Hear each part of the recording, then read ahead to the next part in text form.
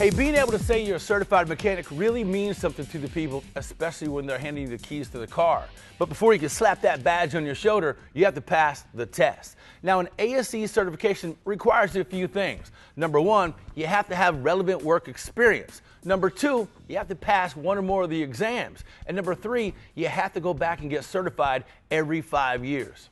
Now, the good news is you can go back and get certified whenever you're ready because ASE testing is available all year long. There are 49 different certification exams covering every area of automotive service, from maintenance and light repair to hybrid and electric vehicles. Each exam generally consists of 40 to 70 multiple choice questions, focusing on practical problems that you'd face in a day-to-day work environment. Now look, there's no big secret on how to do well on an ASE certification test. It all starts with your technical knowledge.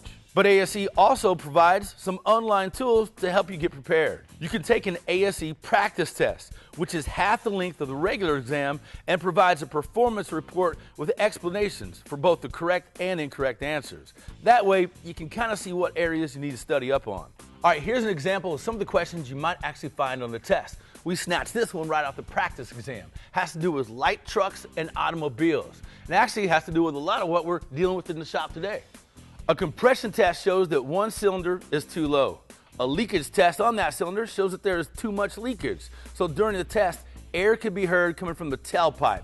Which of these could be the cause? A, broken piston rings. B, a bad head gasket.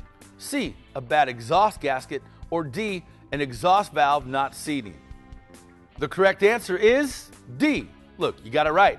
The exhaust valve isn't seating. We know this because if the exhaust valve were seated, it should be airtight. So if air is getting past the valve and the valve is in the closed position, there's a problem either with the seat or the valve. We know it's an exhaust valve instead of an intake valve because air is leaking out of the exhaust pipe. Now, if you feel like you need to brush up on areas like this, ASE has study guides online to help you with individual test series.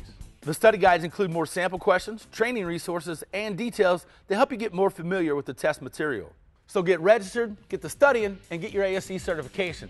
This ASE information brought to you by Federated Auto Parts.